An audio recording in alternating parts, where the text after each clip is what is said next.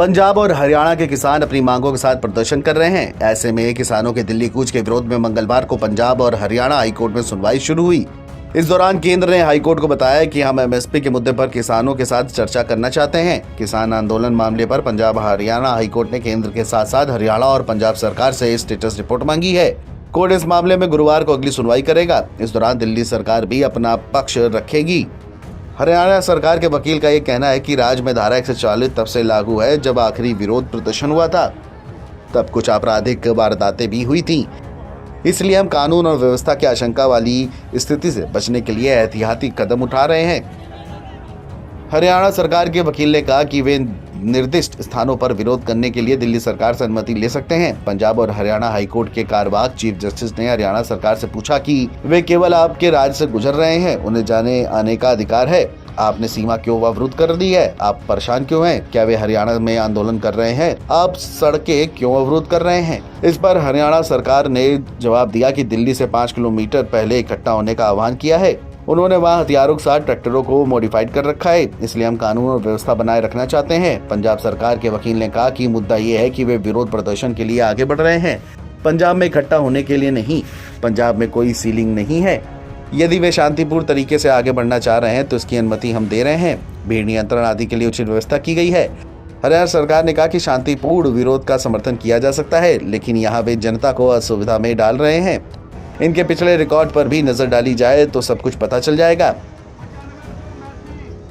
Acting chief justice ने पूछा कि आपको कैसे पता है कि वे वही लोग हैं? किसी भी स्थिति में बल प्रयोग अंतिम विकल्प होना चाहिए। कोर्ट ने कहा कि ये कहना बहुत आसान है कि उनके पास अधिकार हैं, लेकिन सड़कों पर लोगों की सुरक्षा के लिए राज्य को भी कदम उठाना होगा। हाईकोर्ट ने कहा कि अभिव्यक्ति के मौलिक अधिकार में संतुलन होना चाहिए। कोई भी अधिकार अलग नहीं है। सावधानी और एहतियात को ध्यान में रखा जाना चाहिए। किसी भी मुद्दे को सौहार्दपूर्ण ढंग से हल किया जाना चाहिए। बल का उपयोग अंतिम उपाय होगा। केंद्र ने कहा कि जहां तक एमएसपी का सवाल है, हम किसानों के साथ चर्चा करने के लिए तैयार हैं। हम चंडीगढ़ में मीटिंग करने को तैयार हैं। बता दें कि याचिकाकर्ता ने दलील दी कि भारत एक लोकतांत्रिक गणराज्य है। यह धर्मनिरपेक्षता, लोकतंत्र, गणतंत्र के स्तंभों पर आधारित है। संविधान के अनुच्छेद 13 से 40 तक इन सिद्धांतों का विस्तार से वर्णन भी है। मौलिक अधिकार सेंसरशिप के बिना इन अधिकारों की स्वतंत्रता के प्रयोग की अनुमति देते हैं।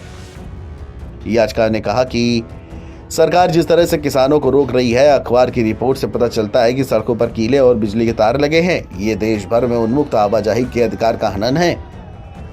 याचिकाकर्ता ने कोर्ट से कहा कि सुप्रीम कोर्ट ने विरोध करने और शांतिपूर्ण विरोध प्रदर्शन में सहायता करने के अधिकार को बरकरार रखा है। सरकार ने सड़कें अवरुद्ध करके मौलिक अधिकारों का हनन किया है। इस पर कोर्ट ने सवाल किया कि यहाँ स्थायित्व क्या है? ये कितनी देर के लिए है? स्थायी नाकाबंदी से आप क्या समझते हैं? बता दें कि किसानों के विरोध प्रदर्शन के खिलाफ दायर एक दूसरी जनहित याचिका में वकील अरविंद सेठ ने कहा कि हजारों वाहन दिल्ली की ओर बढ़ रहे हैं।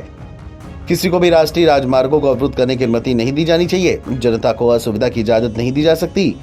अस्पताल जाने वाले लोगों को परेशानी हो रही है। सरकार ने स्थान निर्दिष्ट किए हैं। वहाँ लोग सरकार की नीतियों का विरोध कर सकते हैं, लेकिन वे विरोध करने के लिए कहीं भी जाकर जनता के लिए असुविधा नहीं बढ़ा सकते। बहरहाल देखना यह होगा कि किसान के आंदोलन को लेकर पंजाब और हरियाणा हाईकोर्ट क्या बड़ा फैसला लेती है। Video desk, NBT online.